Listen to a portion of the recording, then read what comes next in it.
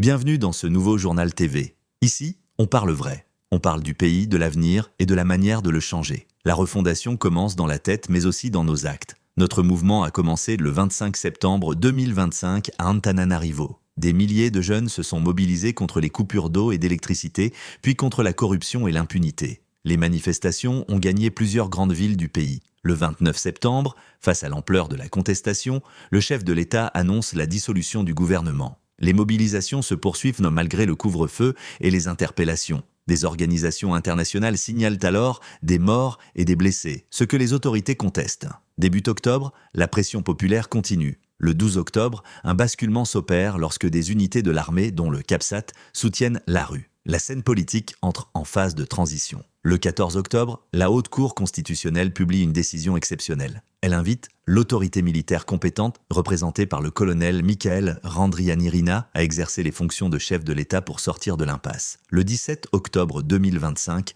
le colonel prête serment devant la HCC. Il devient président de la refondation. La population attend depuis des preuves concrètes de changement et un cap clair vers des élections crédibles. Actualité à froid, où en sommes-nous de la refondation? Le cadre est posé, rétablir l'ordre institutionnel, sécuriser l'État, préparer un retour à des élections crédibles et répondre aux attentes immédiates du pays. Quelques jours plus tard, un Premier ministre civil est nommé. Nous prenons acte de cette décision, mais nous constatons aussi qu'elle divise. La méthode est contestée, car elle a été prise sans concertation avec celles et ceux qui ont porté la mobilisation. Pour beaucoup d'entre nous, c'est le premier signal d'une mise à l'écart des jeunes dans les choix structurants. Ensuite, un gouvernement de 29 ministres est présenté. Nous voyons des profils nouveaux, mais aussi des figures de l'ancien régime. Cette composition entretient une défiance. La rupture promise semble partielle, la continuité possible. Nous regardons donc les actes, pas les slogans. Les premiers conseils des ministres s'enchaînent. Organisation, priorité, calendrier. Pour nous, la boussole reste la même. Décisions publiées, financements identifiés, résultats mesurables chaque semaine. Sans ces trois éléments, la refondation reste un récit. Côté finances publiques, le PLFI 2026 arrive au Parlement.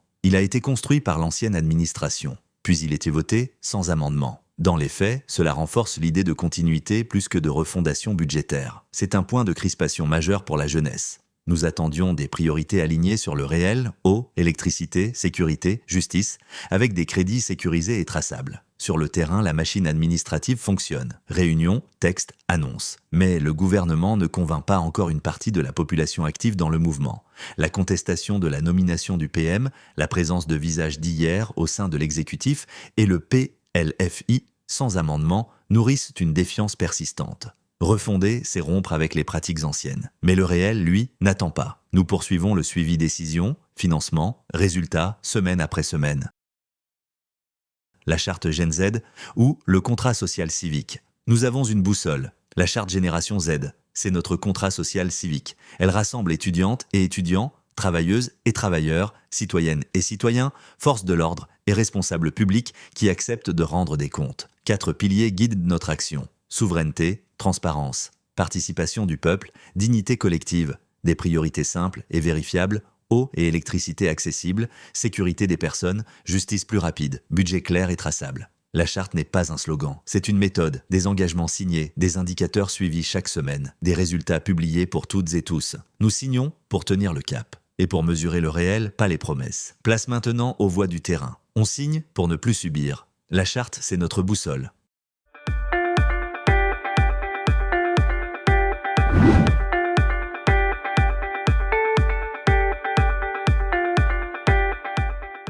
Resaka JMA. Le JMA misy impacta be le asanay, somary tapatapaka ny asa, tonga iasagna tsy ampy, jio tapitalava manimba fitaovana, lasa hiteraka olana e. Dia tonga amboatsika aminazy rehefa isaka fagnavôlana le jio. Tena nareo samy dia tsara mpaneraka ny toerana fitaovana lafo, ny jiro tapaka anarandrano.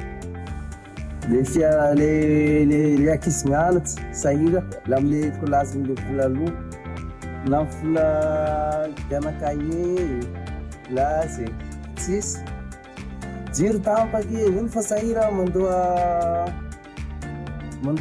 facture isam-bola mividy labozy nefa vola tsisy mitsika atao fa miaritsy any zany. Ny amin'ny ankapobeny mety manana fihezahana izy aloha hatreto sarazava fa ny ankaman'le fanakatsakanana ihany fa raha ohatra tsisy ny fanakatsakanana dia mitonino fa lasa lavitra io afaka zavatra tsara.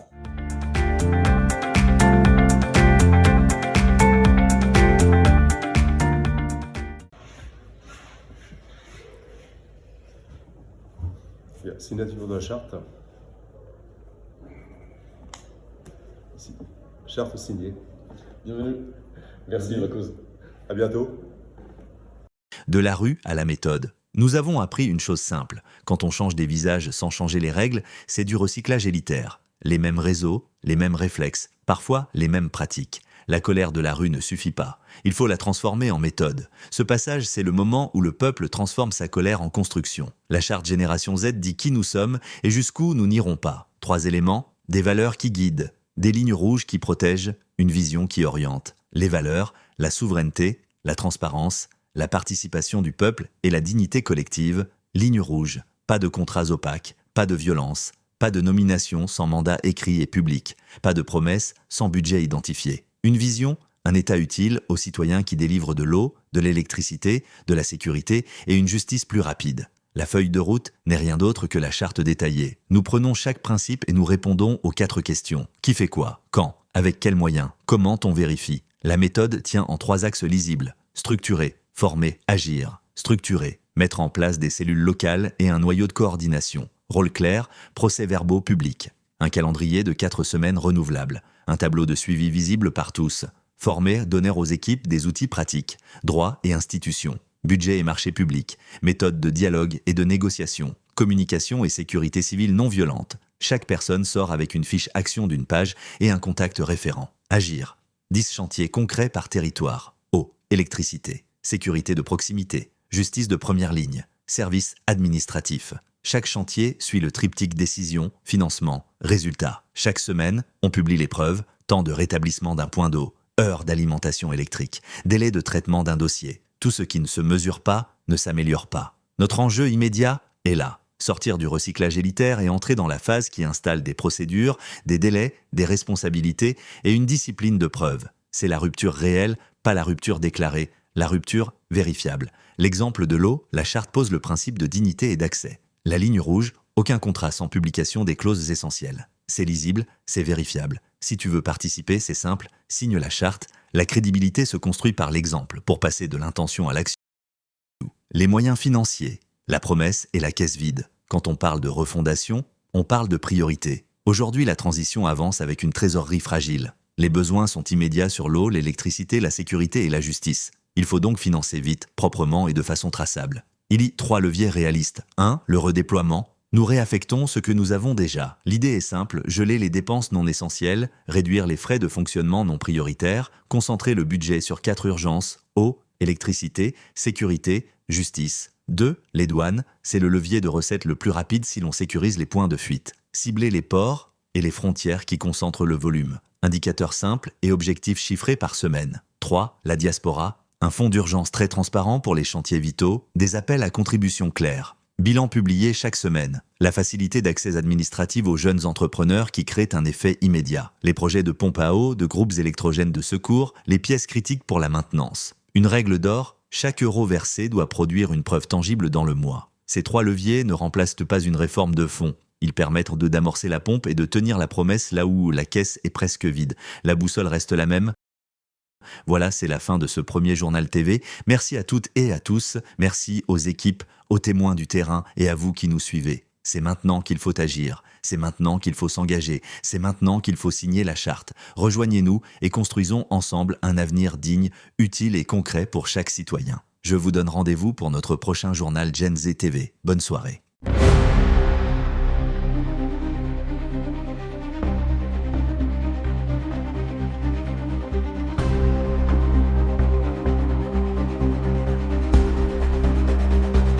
La charte Génération Z est un contrat social civique. Elle rassemble jeunesse, société civile, acteurs économiques, forces de l'ordre et monde politique autour d'une même idée. Bâtir un système nouveau, centré sur la souveraineté, la transparence, la participation du peuple et la dignité collective.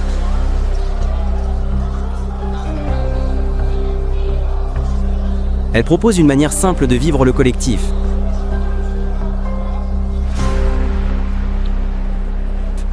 Chacun s'engage, chacun rend des comptes.